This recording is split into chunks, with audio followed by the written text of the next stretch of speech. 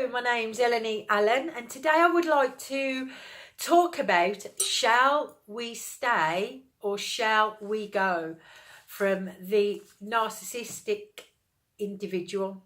Shall we stay in this relationship? Is it worth it? Shall I stay or shall I go? It's a very, very, very crazy making place to be in a position where you're not quite sure what you want or where you want to go, or can I do something? Is there anything that I'm doing? Is there anything that I can change?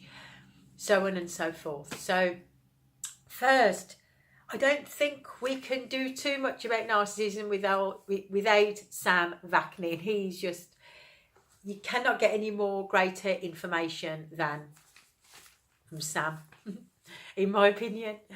So first quotation from Sam Vaknin. I believe in the possibility of loving narcissists if one accepts them unconditionally. Now, you must ask yourself the question, can you love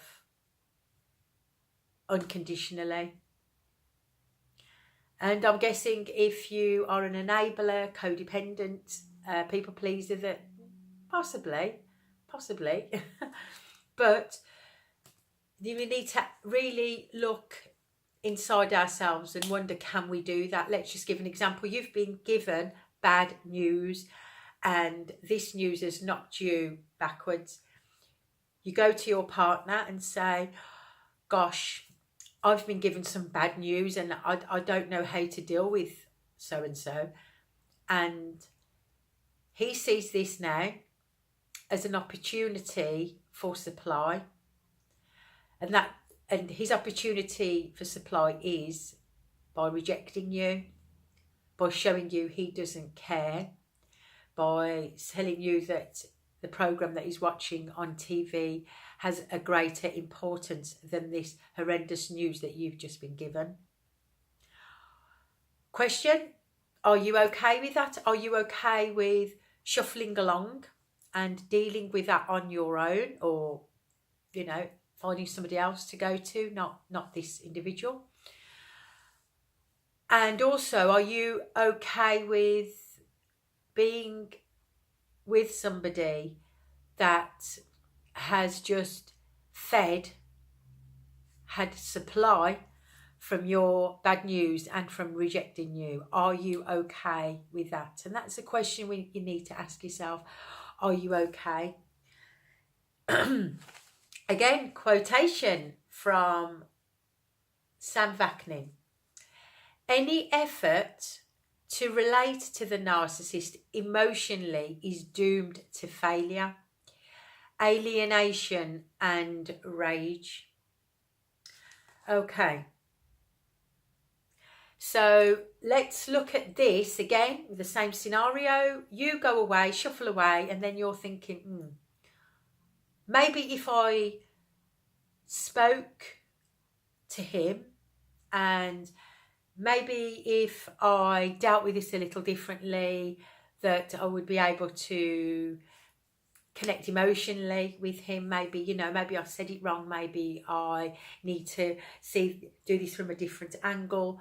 What can I do? So you go and approach your partner and say, hey, I felt really rejected when you told me to, that your program was more important than me and that you didn't care. That really hurt me. What kind of what's going on for you? Why are you doing this? Why are you saying this? I don't. And then they will maybe give you the silent treatment, cut you off completely. You do not exist. Boom. Or they may go into a narcissistic rage and absolutely and totally, like a bomb, explode on you. You are not going to connect emotionally with this individual. If this individual has narcissistic traits or, has narcissistic personality disorder, then you will not be able to emotionally connect. So are you okay with not emotionally connecting with somebody? Is that one of your desires that you want? Do you want to connect emotionally? It's a question that you need to ask yourself if you wish to stay with your partner or whomever you're wishing to be with.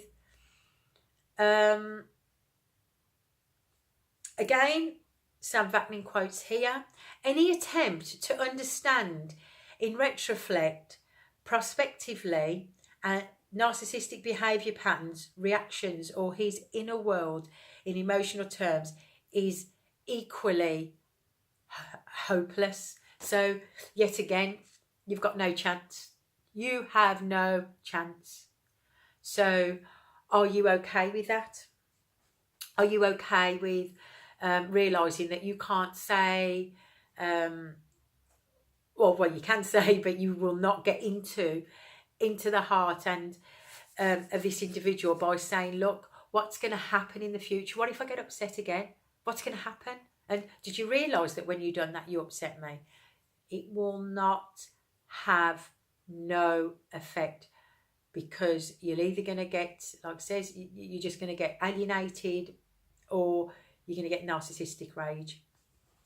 You've got no chance of trying to work anything out with them. There is like no room. There's no room for growth, basically. There is no room for growth. Are you okay with knowing that there is no room for growth? Are you okay with that? Right, here we go again. Sam Vaknin. Many a spouse, friend, intimate partner like to believe that given sufficient time with patience, they will be the one that will rid the narcissist of his inner demons. They think that they can rescue the narcissist. You will no way rescue the narcissist. The narcissist lives and breathes for narcissistic supply, and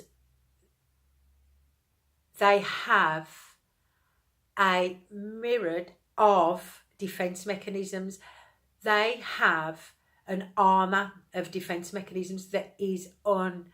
You cannot take that armor off. You will not be able to do that. Their defense mechanisms are so ingrained in them that, like we've said earlier, Sam Vaknin quote is that you will not be able to rescue them.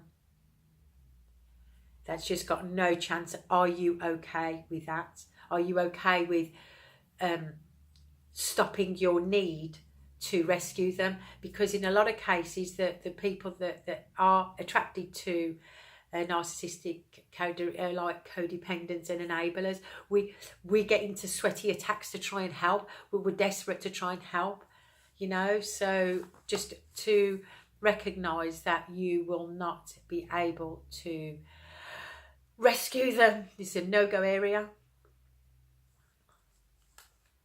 Okay, and I think we've got Sam Vaknin carries on to quote, it cannot be dealt with emotionally without professional help. So that just goes in line. Now let's look at you.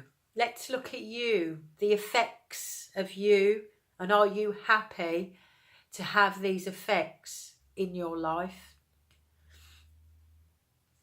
Again, our dear Sam Vaknin. This is the real danger of staying with the narcissist.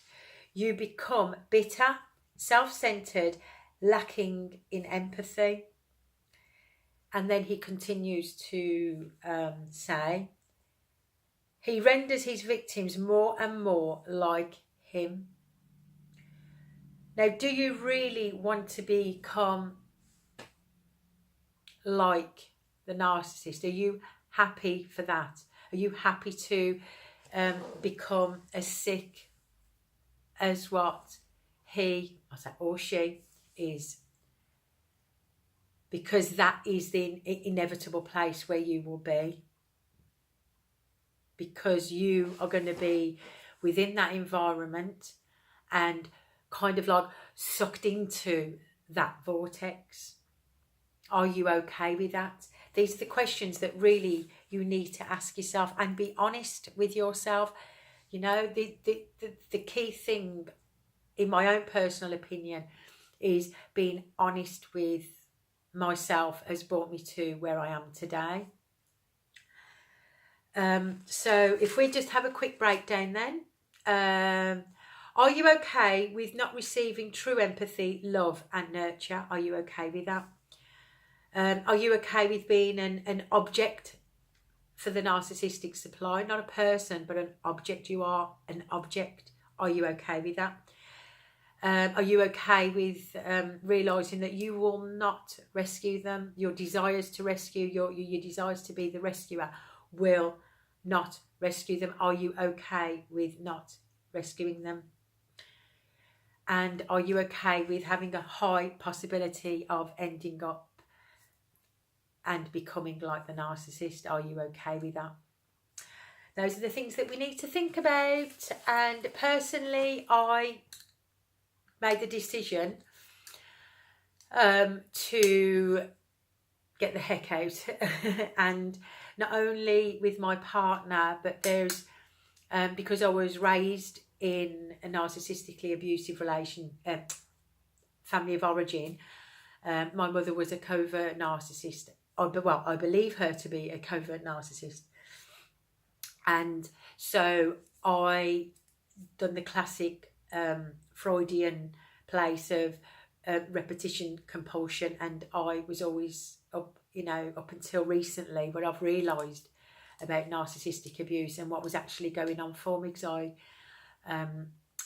had a hard time even wondering what was going on because obviously with the gaslighting and with this kind of abuse you get to think that it's you. So we're very grateful for the people out there, people like Sam Vaknin, Richard Grannon, Lisa Romano, Meredith Miller and Ross Rosenberg for bringing this into the open and bringing all the knowledge that we have. Please subscribe to my channel and leave a comment in the comments box. Tell me what you think, tell me what you feel. I would love to hear your stories. Thank you. Bye bye.